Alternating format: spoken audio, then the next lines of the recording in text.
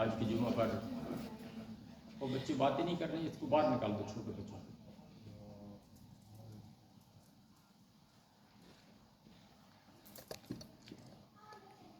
آج کی جمعہ پر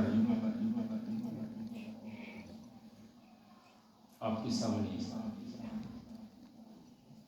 سورہ آل عمران پارہ نمبر 4 اس کی آیت نمبر 134 تلاوت کی ہے۔ دعا ہے کہ اللہ کریم ہمیں قرآن مجید فرقان حمید اس کو پڑھنے اور اس پر عمل پیرا ہونے کی توفیق عطا فرمائے۔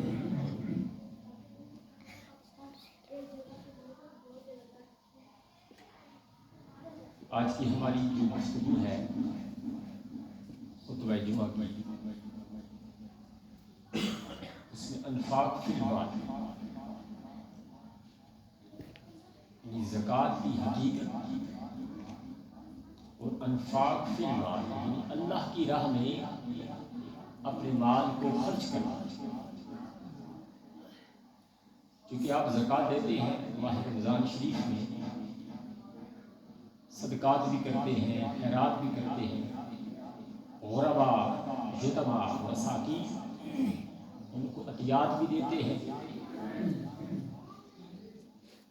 تو قرآن مجید فرقان حمید نے یہ جو بحث ہے زکوٰۃ کی، صدقات کی، اس کے متعلق مختلف پاروں میں بڑی تفصیل کے ساتھ قرآن مجید فرقان حمید نے وضاحت فرمائی ہے۔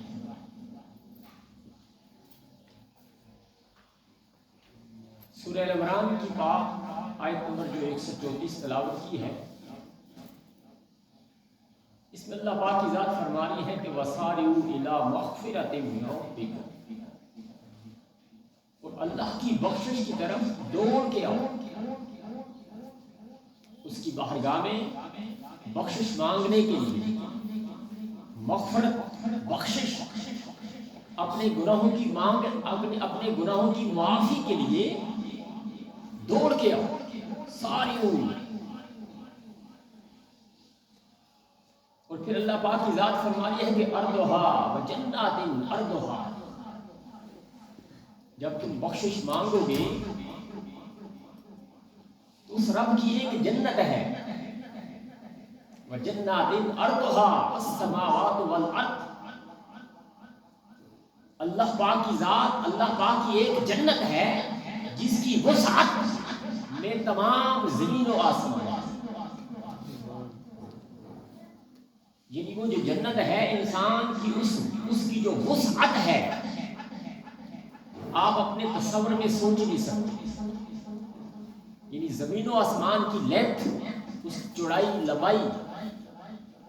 اب کون شخص ہے جس نے پوری زمین کو ناپا ہو، زمین کے ایک کنارے سے دوسرے کنارے پر گیا ہو؟ کس کو معلوم ہے کہ آسمان کی چوڑائی، آسمان کی جو لمبائی ہے وہ کیا ہے؟ کیا ہمیں معلوم ہے؟ نہیں معلوم۔ تو یہ تو ایک تصور ہے نا، لیکن قرآن مجید فرقان حمید جو فرما رہا ہے کہ رب کی جو جنت ہے آپ کے تصور سے کہیں بالا تر ہے، یعنی ہمارے تصورات سے اس کی جنت کہیں بالا تر ہے۔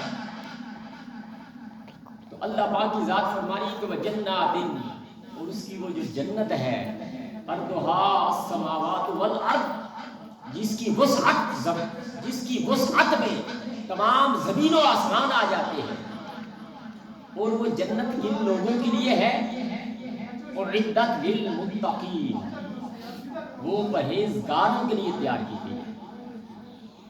وہ کن کے لیے تیار کی گئی ہے؟ پرہیزگاروں کے لیے، جو متقی لوگ ہیں، جو پرہیزگار لوگ ہیں، ان لوگوں کے لیے وہ جنت تیار کی گئی ہے۔ اب ہم قرآن سے پوچھتے ہیں کہ میرے مولا، اے قرآن یہ بتا کہ رب نے متقی، پرہیزگار کن لوگوں کو بولا ہے؟ کیا وہ جو نماز پڑھتے ہیں، جو اذکار کرتے ہیں، جو اللہ کرتے ہیں، جو نوافل پڑھتے ہیں، جو جو ہر سال حج کر کے آتے ہیں، جو پیسہ لگا کے عمرہ کرتے ہیں، کیا یہ وہ لوگ ہیں جو کہ متقی ہیں، جو تہجد گزار ہیں؟ کیا وہ لوگ ہیں متقی ہیں؟ قرآن نے وضاحت فرما دی کہ متقی ہے کون؟ متقی جو تقویٰ ہے، متقی جو ہے، قرآن نے ان کا پردہ چاک کیا کہ متقی کون ہے؟ فرمائے کہ الذین ينفقون فی السراء والضراء، جن کے اوپر خوشحالی ہو، تنگ دستی ہو، غربت ہو، جیسے بھی حالات آ جائے، وہ لوگ کیا کرتے ہیں؟ الذین ينفقون تقسیم کرتے ہیں۔ فرمایا کہ وہ اپنے مال کو غرباء میں تقسیم کرتے ہیں۔ یہ وہ لوگ ہیں جو کہ متقی ہیں۔ ہم سمجھتے ہیں کہ شاید ہم 5 وقت کے نمازی ہیں تو ہم مدار بن گئے، ہم نے بیت اللہ کا حج کر لیا تو ہم پرہیزگار بن گئے، متقی بن گئے۔ لیکن قرآن نے جو ڈیفینیشن بتائی ہے متقی تقویٰ کی، کہ جب تک انسان اپنے مال کو دوسروں پر خرچ نہیں کرے گا، وہ ہزارہا نمازیں پڑھتا رہے، نوافل پڑھتا رہے، ان کا مقام اپنی جگہ پر، ان کا مرتبہ اپنی جگہ پر، لیکن وہ متقی کی لسٹ میں اس وقت نہیں آ سکتا جب تک اپنے مال کو انفاق سے مال۔